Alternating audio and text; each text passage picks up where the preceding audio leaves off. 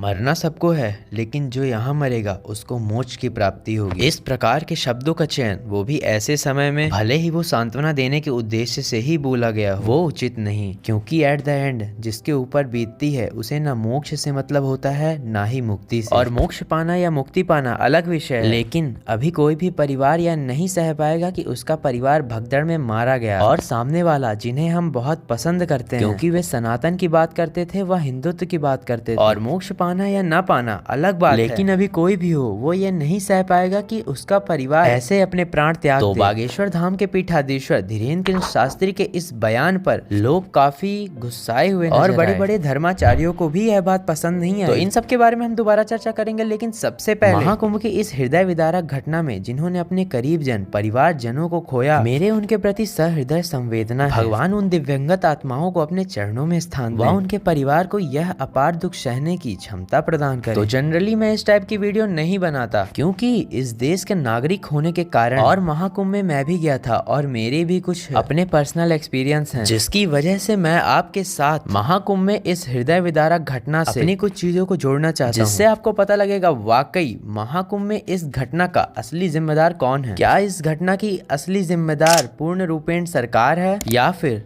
जनता खुद, या जनता कहना भी गलत होगा, जनता में से ऐसी प्रवृत्ति के लोग जिनकी वजह से काफी निर्दोष मारे जाते हैं। तो इस वीडियो में मैं अपना खुद का पर्सनल एक्सपीरियंस शेयर करूंगा जो मैंने महाकुंभ के दौरान एक्सपीरियंस किया और क्या थी इस महाकुंभ में व्यवस्थाएं। बिल्कुल निष्पक्ष रूप से चर्चा करेंगे इस वीडियो में। मेरे इस एक्सपीरियंस से आप भी कहीं ना कहीं रिलेट कर पाएंगे कि यह चीज आपके साथ भी हुई थी या नहीं, और इसकी दोषी जनता है या सरकार। देश के नागरिक होने के नाते आप इस वीडियो को पूरा देखिए और यह भी देखिए क्या आपका एक्सपीरियंस हमारे एक्सपीरियंस से रिलेट करता है, जिससे आप सचमुच निष्पक्षता से देख पाएंगे इस घटना का असली में दोषी कौन है। और कमेंट में इस मामले में अपनी राय जरूर दीजिए। प्रयागराज में मौनी अमावस्या में संगम नोज व इसके अलावा ऐसी जगह थी जहां सिमिलर इंसिडेंट देखने को मिला, जिसमें से कई विजुअल ऐसे देखे जा सकते हैं जैसे झूसी जैसे इलाकों में ऐसी भगदड़ मची कि क्या बच्चे, क्या बूढ़े, क्या औरतें सब एक दूसरे के ऊपर चढ़े जा रहे हैं। लाखों की संख्या में चप्पलें इधर उधर बिखरी हुई हैं, बच्चों की चप्पलें, जिससे अंदाजा लगाया जा सकता है कि वहाँ पर कितनी एज के कितने छोटे छोटे बच्चे रहे होंगे, कितने बुजुर्ग दब के एंजाइटी, घुटन, प्यास से तड़प तड़प कर मारे गए। कुछ लोगों की दबने से मौत हुई, कुछ लोग एक दूसरे के पैर के नीचे कुचले जाने के कारण मारे गए। इन सब चीजों को सोचते ही मन विचलित हो जाता है। तो आखिर ऐसी भगदड़ कैसे मची? क्या सचमुच में इसकी दोषी सरकार है? इस पर बात करते हैं और इस पर मैं अपने खुद के महाकुंभ के एक्सपीरियंस को जोड़ के दिखाऊंगा, जिससे आप भी रिलेट कर पाएंगे कि यह चीज आपके साथ भी हुई है या नहीं। तो महाकुंभ के पवित्र स्नान में मौनी अमावस्या का एक खास महत्व है। फैक्ट के रूप में देखें तो इस बार मौनी अमावस्या में स्नान के लिए लोग अपने घरों से 2 से 3 दिन पहले जाकर संगम घाट रुक जाते थे और सबकी एक जैसी मानसिकता कि हम सबसे पहले अमृत स्नान कर लेंगे, जिससे आप लोग खुद सोच सकते हैं कि 2-3 दिन पहले जो लोग नॉर्मली स्नान करने आए थे उन्हें भी कितनी दिक्कत हुई होगी। ये रहा पहला रीजन जिससे भीड़ बढ़ी। अब मैं अपने एक्सपीरियंस को रिलेट करके बताता हूँ। आपने कभी कभी देखा होगा कि इस भीड़ में ही या जनता में ही कुछ लोग ऐसे होते हैं जो हठी प्रवृत्ति के होते हैं, जिन्हें केवल खुद से मतलब होता है कि हम नहाकर आ जाएं, हमको सबसे पहले मिल जाए, जिससे वो भागा दौड़ी मचाना चालू कर देते हैं। कुछ ऐसे होते हैं जो सरकार कितनी भी व्यवस्था कर उनकी बैरिकेटिंग तोड़कर, उनका प्रोटोकॉल तोड़कर, एक दूसरे से आगे जाने की होड़ में एक दूसरे को नुकसान पहुंचाते हुए जाते हैं, जिससे भगदड़ हमेशा मचती है। यह मुद्दा न केवल महाकुंभ का है बल्कि ऐसे भारत के कई प्रसिद्ध मंदिरों का है, जहाँ पर अक्सर भीड़ में कई लोगों की जान जाती हैं दम घुटने तो से। सरकार की व्यवस्था तो हर जगह एक जैसी होती है, लेकिन जब तक सरकार का सहयोग जनता खुद से नहीं करेगी तब तक सरकार चाहे लाख सुविधाएं ला ले, लाख कोशिश कर ले, सरकार अकेले अपने दम पर कुछ नहीं कर सकती। इस बात से आप भी सहमत हो। अभी मैं अपने महाकुंभ के एक्सपीरियंस को बताऊं तो मैं मौनी अमावस्या के 4-5 दिन पहले गया, जिसमें से मुझे सरकार की व्यवस्थाओं में कोई भी कमी नहीं दिखी। पुलिस बल तैनात था रात को भी। लेकिन हाँ, अगर आप सोच रहे हैं भीड़ उस दिन नहीं थी तो मैं बता देना चाहता हूँ भीड़ उस दिन भी थी। लेकिन मैं आपको ये चीज बताना चाहता हूँ कि लोग किस मानसिकता के होते हैं। लोग मन में ये सोच के आते हैं कि हमें सबसे पहले भगवान मिल जाए, हमें सबसे पहले पुण्य मिल जाए, जिसकी वजह से लोग ना अपने आजू ना बाजू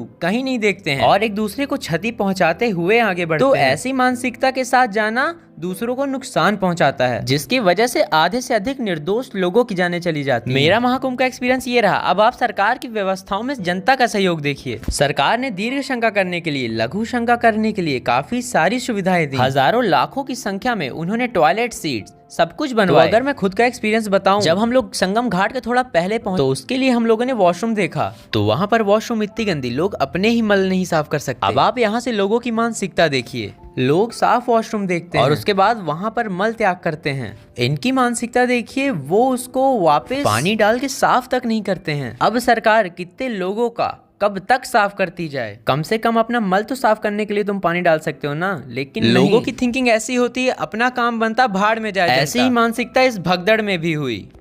लोग नीचे गिर रहे हैं, लेकिन लोग अपना अमृत स्नान के लिए भागे जा रहे हैं कि हम सबसे पहले नहाएंगे। भाई ना गंगा माता वहां से चली जाएंगी, ना कुछ हो जाएगा। अपनी इस अड़िगपन के कारण जो लोग नीचे गिर रहे हैं, उनको उठाने तक की किसी ने कोशिश नहीं की। इसी वजह से लोग दबते गए और निर्दोषों की भी जान जाती गई। स्वाभाविक सी बात है, एक कोई इंसान अगर मर जाएगा तो उसके बाद और भगदड़ और डर का माहौल चालू हो जाएगा। लोग इधर उधर तितर बितर भागेंगे, जिसके बाद भगदड़ में जहाँ एक दो मरे, उसके बाद लोग घायल होते ही गए, जिसके आंकड़े बता पाना तक मुश्किल। और ये घटना एक जगह नहीं, ऐसी कई जगह पर हुई। तो जब तक जनता अपने इस अड़िगपन व हठी स्वभाव को नहीं छोड़ेगी, तब तक सरकार चाहे कितनी भी व्यवस्था कर ले। और व्यवस्था की आपको बात बताऊं तो पहले शाही स्नान से लेकर अभी तक कुल 28 करोड़ लोगों ने स्नान कर लिया। लेकिन भगवान की माँ गंगा की कृपा से सभी 28 करोड़ लोग सुरक्षित अपने घर गए, घर वापस आए और कहीं भी इस प्रकार की घटना देखने को नहीं मिली जिसमें से इतनी बड़ी जनहानि हो। तो जो लोग आ रहे थे वो इसी मानसिकता के साथ मौनी अमावस्या के एक रात पहले संगम घाट पर ही विश्राम करने लगे, सोने लगे कि हम सबसे पहले स्नान करेंगे। लेकिन इसकी वजह से जो भीड़ आई, नॉर्मल लोग आ रहे थे,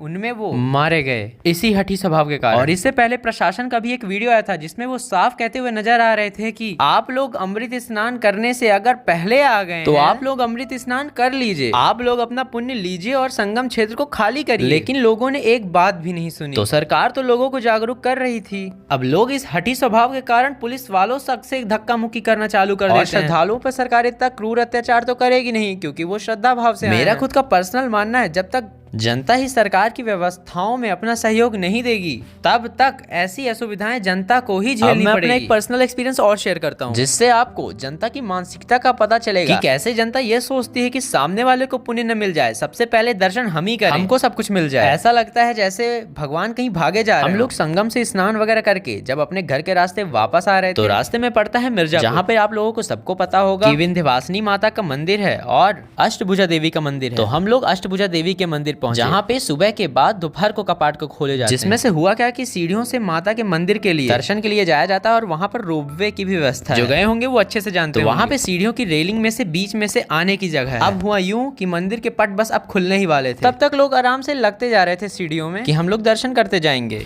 तब तक वहां पर थोड़ी सी भीड़ भी बढ़ने लगी और लोग आराम से खड़े थे। लेकिन अब इस बीच में ऐसी मानसिकता वाले लोग आते हैं जो बीच से घुसने की कोशिश करने लगते हैं, क्योंकि भीड़ तो थी, लेकिन वो लोग भीड़ को ऐसे बितकाते हैं, ऐसे अपने अड़िग स्वभाव के कारण बीच में जैसे कि सबसे पहले भगवान के दर्शन उन्हीं को करने। तो अभी मैं आपको यहाँ पर एक क्लिप दिखा दूंगा जिसमें से एक दो लोग आर्ग्यू करते हुए भी नजर आ रहे हैं, जिसको मैंने रिकॉर्ड किया था कि लोग कैसे अपनी गलती होते हुए भी मिसबिहेव करना चालू कर देते हैं, जिसको मैं कहना भी नहीं चाहता उस लैंग्वेज में कि क्या बोले, बट सिंपल समझ लीजिए ऐसे लोगों को ढीठ कहना उचित है। इस मानसिकता वाले लोग, सीढ़ी पर ऑलरेडी लोगों की भीड़ लगी हुई है, लोग आराम से खड़े हुए हैं और लोगों को धीरे धीरे करके जाना था। लेकिन गंदी मानसिकता वाले लोग आते हैं और बीच में झटका देके, धक्का देके घुसने की कोशिश करते हैं, जिससे भीड़ में एक प्रकार से असंतुलन पैदा होता है और जो पहले से सीढ़ी में लगे हुए थे वो नीचे गिरने की हालत में आने लगते हैं। अगर इनमें से कोई गिर गया और अचानक से पट खुले और लोग अब जाना चालू करेंगे, अब वो अपने आप को संभाल नहीं पाए, उठ नहीं पाए, तो वो तो कुचला जाएगा। तो इसी तरह से अगर कुचला जाएगा तो भगदड़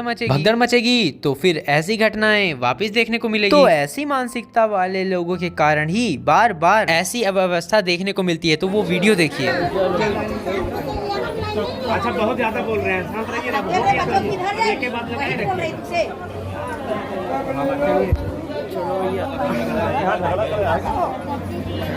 आपने भी कभी एक्सपीरियंस किया होगा, मंदिरों में जाते हुए कुछ ऐसे लोग मिल जाते हैं जो जबरदस्ती घुस के या अपने आगे पीछे वाले को धक्का देकर आगे बढ़ते हैं, जिससे सामने वाला क्या वृद्ध है क्या बच्चा है उनको किसी बात से फर्क नहीं पड़ता। तो क्या इसके लिए भी सरकार को जिम्मेदार ठहराना उचित है? यह एक सोचने का विषय है। तो महाकुंभ में भी इस हृदय विदारक घटना में भी ऐसा ही कुछ हुआ।